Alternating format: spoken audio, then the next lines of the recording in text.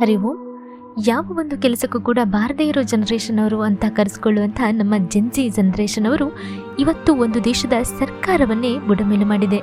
ಹೌದು, ನಾವಿವತ್ತು ಮಾತಾಡ್ತಾ ಇರೋದು ಸೀತೆಯ ನಾಡದಂತಹ ನೇಪಾಳದ ಬಗ್ಗೆ. ಅಲ್ಲಿ ನಿಜವಾಗಿ ಆಗಿದ್ದೇನು? ಪಾರ್ಲಿಮೆಂಟ್ ಹಾಗೂ ಪ್ರೈಮ್ ಮಿನಿಸ್ಟರ್ ವಾಸಸ್ಥಾನಕ್ಕೆ ಬೆಂಕಿ ಹಚ್ಚುತ್ತಾರೆ. ಫಿನಾನ್ಸ್ ಮಿನಿಸ್ಟರ್ನ ರಸ್ತೆಯಲ್ಲಿ ಅಟ್ಟಾಡಿಸ್ಕೊಂಡು ಹೊಡಿತಾರೆ. ನೇಪಾಳದ ಎಕ್ಸ್-PM ವೈಫ್ ರಾಜಲಕ್ಷ್ಮಿ ಚಿತ್ರಾಕೂರ್ ಅವರು ಜೆನ್ಸಿಗಳು ಹಚ್ಚಿದಂಥ ಬೆಂಕಿಯಲ್ಲಿ ಪ್ರಾಣವನ್ನೇ ಬಿಡ್ತಾರೆ. ರೋಡ್ಗಳಲ್ಲಿ ಪ್ರೊಟೆಸ್ಟ್ಗಳಾಗ್ತವೆ. ಇಷ್ಟೆಲ್ಲ ಆಗೋದಕ್ಕೆ ನಿಜವಾಗ್ಲೂ ಸೋಷಿಯಲ್ ಮೀಡಿಯಾ ಬ್ಯಾನ್ ಮಾಡಿರೋದೊಂದೇ ಕಾರಣನಾ ಅಂತ ಕೇಳಿದ್ರೆ ಇಲ್ಲ, ಖಂಡಿತವಾಗ್ಲೂ ಇಲ್ಲ. ಹಾಗಾದರೆ ಅವತ್ತು ಏನಾಯಿತು, ಯಾಕಾಯಿತು, ಹೇಗಾಯಿತು ಅಂತ ನೋಡೋಣ ಬನ್ನಿ. 8 ಸೆಪ್ಟೆಂಬರ್ 2025 ಸಾವಿರಾರು ಜೆನ್ಸಿಗಳು ಅಂದರೆ 18ರಿಂದ 25 ವರ್ಷದ ಯುವಕ ಯುವತಿಯರು ನೇಪಾಳದ ಕ್ಯಾಪಿಟಲ್ ಆದಂತಹ ಕಠ್ಮಂಡುವಿನಲ್ಲಿ ಸೇರ್ತಾರೆ. ಇವರನ್ನೆಲ್ಲ ಸೇರಿಸಿದ್ದು ಹಮಿ ನೇಪಾಲ್ ಎನ್ನುವಂಥ ಒಂದು NGO. ಕಠ್ಮಂಡುವಿನ ಮೈತಿಘರ್ ಮಂಡಲ್ ಮಾನ್ಯುಮೆಂಟಿಂದ ಪಾರ್ಲಿಮೆಂಟ್ ತನಕ ಒಂದು ಶಾಂತಿಯುತವಾದಂತಹ ಮಾರ್ಚ್ ಇವರ ಗುರಿಯಾಗಿತ್ತು. ಆದರೆ ಗೌರ್ಮೆಂಟ್ ಈ ಪ್ರೊಟೆಸ್ಟರ್ನ ನಿಲ್ಲಿಸಲು ಹಿಡಿದಂತಹ ಸೂತ್ರವೇ ಬೇರೆಯಾಗಿತ್ತು.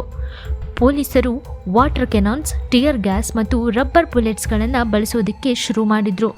ಸೊ ಇದರಿಂದ ನಿಧಾನವಾಗಿ ಪ್ರೊಟೆಸ್ಟರ್ಸ್ ಮತ್ತು ಪೊಲೀಸರ ಮಧ್ಯೆ ಕ್ಲಾಶಸ್ ಸ್ಟಾರ್ಟ್ ಆಯಿತು. ಇದಾದ ನಂತರ ಏನಾಯಿತು ಅಂತ ಕೇಳಿದರೆ ನೀವೆಲ್ಲ ಬೆಚ್ಚಿ ಬೀಳ್ತೀರಾ. ಹೌದು, ಏಕಾಏಕಿ ಗುಂಡಿನ ದಾಳಿ ಪ್ರಾರಂಭ ಮಾಡ್ತಾರೆ ಪೊಲೀಸ್ನವರು. ಬಟ್ ಈ ಸಾರಿ ರಬ್ಬರ್ ಬುಲೆಟ್ಸ್ ಬದಲಾಗಿ ನಿಜವಾದ ಬುಲೆಟ್ಸ್. ಸುಮಾರು 19 ಜನ ಪ್ರಾಣವನ್ನು ಕಳೆದುಕೊಳ್ತಾರೆ.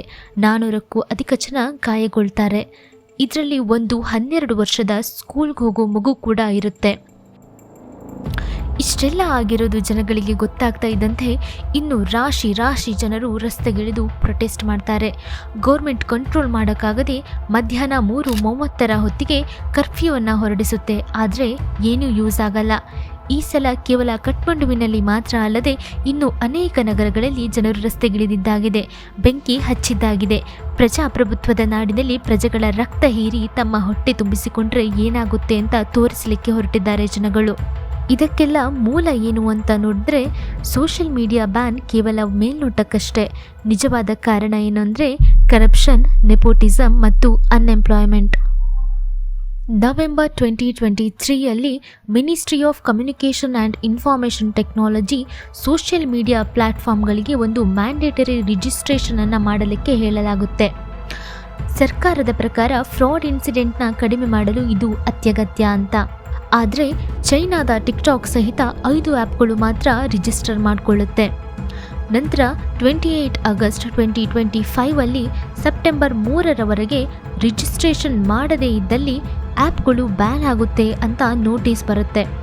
ಅದರಂತೆ 26 ಸೋಷಿಯಲ್ ಮೀಡಿಯಾ ಪ್ಲ್ಯಾಟ್ಫಾರ್ಮ್ಗಳು ಬ್ಯಾನ್ ಕೂಡ ಆಗುತ್ತೆ.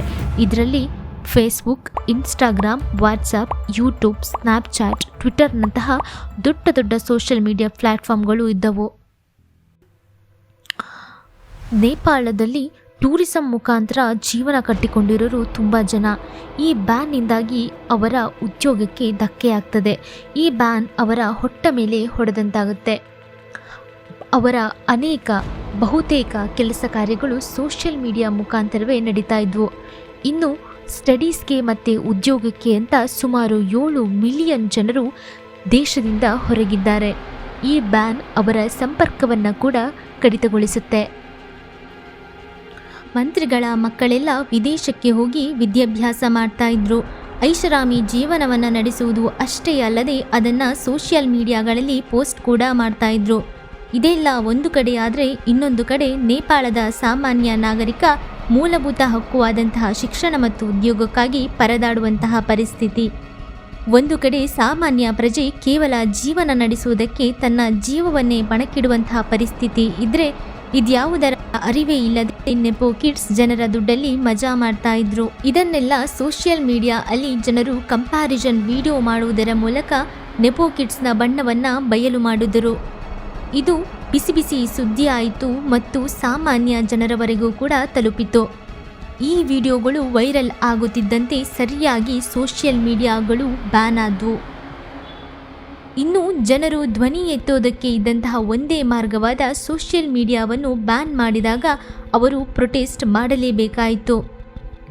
ಮತ್ತು ಗೌರ್ಮೆಂಟ್ ಈ ಪ್ರೊಟೆಸ್ಟರ್ಸ್ನ ಟ್ರೀಟ್ ಮಾಡಿರೋ ರೀತಿಯಿಂದಾಗಿ ತುಂಬ ಶಾಂತಿಯುತವಾಗಿ ಸಾಗಬೇಕಿದ್ದಂತಹ ಪ್ರೊಟೆಸ್ಟ್ ತೀವ್ರವಾಯಿತು, ಉಗ್ರ ರೂಪಕ್ಕೆ ತಿರುಗಿತು.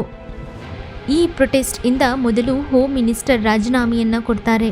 ಆಮೇಲೆ ಸೋಷಿಯಲ್ ಮೀಡಿಯಾ ಪ್ಲಾಟ್ಫಾರ್ಮ್ ಮೇಲೆ ಹಾಕಿದಂತಹ ಬ್ಯಾನ್ ಅನ್ನು ಕೂಡ ತೆರವು ಮಾಡಲಾಗುತ್ತೆ. But no use. ಅಷ್ಟರಲ್ಲಾಗಲೇ ಪ್ರಧಾನಮಂತ್ರಿ ಮತ್ತು ರಾಷ್ಟ್ರಪತಿ ವಾಸಸ್ಥಾನದ ಮೇಲೆ ಬೆಂಕಿಯನ್ನು ಹಾಕಿರ್ತಾರೆ. ಆರ್ಮಿ ಹೆಲಿಕಾಪ್ಟರ್ನ ಬಳಸಿ ಅವರ ರಕ್ಷಣೆ ಮಾಡಬೇಕಾಗುತ್ತೆ. ಕೊನೆಗೆ 9 ಸೆಪ್ಟೆಂಬರ್ಗೆ ಪ್ರಧಾನಮಂತ್ರಿ KP ಶರ್ಮಾ ಓಲಿ ಕೂಡ ರಾಜೀನಾಮೆಯನ್ನು ಕೊಡ್ತಾರೆ. ನೇಪಾಳವು ಒಂದು ಲೈವ್ ಎಕ್ಸಾಂಪಲ್ ಆಗಿದೆ ಜನರ ಧ್ವನಿಯನ್ನು ಪೂರ್ತಿಯಾಗಿ ಸಪ್ರೆಸ್ ಮಾಡೋದಕ್ಕೆ. ನೋಡಿದ್ರೆ ಏನಾಗುತ್ತೆ ಅನ್ನೋದಕ್ಕೆ. ಇದೆಲ್ಲದರಿಂದ ಸಾಮಾನ್ಯ ಪ್ರಜೆಗಳು ಎಷ್ಟು ನೊಂದಿದ್ದಾರೆ ಅಂದರೆ ನೇಪಾಳವು ಪ್ರಜಾಪ್ರಭುತ್ವ ರಾಷ್ಟ್ರ ಆಗುವುದರಲ್ಲಿ ವಿಫಲವಾಗಿದೆ. ಪುನಃ ರಾಜಪ್ರಭುತ್ವವೇ ಬರಬೇಕು ಎನ್ನುವಷ್ಟು. ಹೌದು, 2008ರವರೆಗೆ ನೇಪಾಳವು ರಾಜನಿಂದ ಆಳಲ್ಪಡುತ್ತಾ ಇತ್ತು. ಇವರ ಕೊನೆಯ ರಾಜ ಜ್ಞಾನೇಂದ್ರ ಸಿಂಗ್. ಇವರನ್ನು ಕೂಡ ಪ್ರೊಟೆಸ್ಟ್ ಮಾಡಿ 28 ಮೇ 2008ರಲ್ಲಿ ಸಿಂಹಾಸನದಿಂದ ಇಳಿಸಲಾಯಿತು. ಹಾಗೆಯೇ ನೇಪಾಳವು ಒಂದು ಫೆಡರಲ್ ಡೆಮೊಕ್ರೆಟಿಕ್ ರಿಪಬ್ಲಿಕ್ ರಾಷ್ಟ್ರವಾಗಿ ಬದಲಾಗುತ್ತೆ. ಅಲ್ಲಿಂದ ಇಲ್ಲಿಗೆ 17 ವರ್ಷದಲ್ಲಿ 13 ಬಾರಿ ಗೌರ್ಮೆಂಟ್ ಚೇಂಜ್ ಆಗುತ್ತೆ. ನೇಪಾಳವು ಒಂದು ಲೈವ್ ಎಕ್ಸಾಂಪಲ್ ಆಗಿದೆ ಜನರ ಧ್ವನಿಯನ್ನು ಪೂರ್ತಿಯಾಗಿ ಮರೆಮಾಚೋದಕ್ಕೆ. ನೋಡಿದ್ರೆ ಏನಾಗುತ್ತೆ ಅನ್ನೋದಕ್ಕೆ. ಪ್ರಜಾಪ್ರಭುತ್ವ ಅಂತ ಅಂದರೆ ಪ್ರಜೆಗಳಿಂದ ಪ್ರಜೆಗಳಿಗಾಗಿ ಪ್ರಜೆಗಳಿಗೋಸ್ಕರವೇ ರಚಿಸಲ್ಪಟ್ಟಂತಹ ಸರ್ಕಾರ. ಇಂತಹ ಪ್ರಜಾಪ್ರಭುತ್ವದ ವ್ಯವಸ್ಥೆಯಲ್ಲಿಯೇ ಅವ್ಯವಸ್ಥೆಯಾದರೆ ಸಾಮಾನ್ಯ ಪ್ರಜೆ ಏನು ಮಾಡಬೇಕು? ನೋಡುವಷ್ಟು ನೋಡಬಹುದು, ಎಷ್ಟು ಅಂತ ತಾಳ್ಮೆ ತಗೊಳ್ಳೋದು. ಹಾಗಾದರೆ ಇನ್ನು ನೇಪಾಳದಲ್ಲಿ ಏನಾಗುತ್ತೆ? ನಿಜವಾಗ್ಲೂ ಪ್ರಜಾಪ್ರಭುತ್ವ ಹೋಗಿ ರಾಜಪ್ರಭುತ್ವ ಬರುತ್ತಾ? ಬಂದರೆ ಯಾರಾಗ್ತಾರೆ ಅಲ್ಲಿನ ರಾಜ?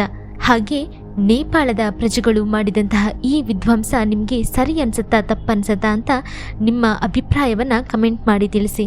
ಮತ್ತು ಈ ವಿಡಿಯೋ ಇಷ್ಟ ಆಗಿದ್ದರೆ ಲೈಕ್ ಮಾಡಿ, ಶೇರ್ ಮಾಡಿ ಮತ್ತು ಸಬ್ಸ್ಕ್ರೈಬ್ ಮಾಡಿ. Thank you. ವಂದನೆಗಳು.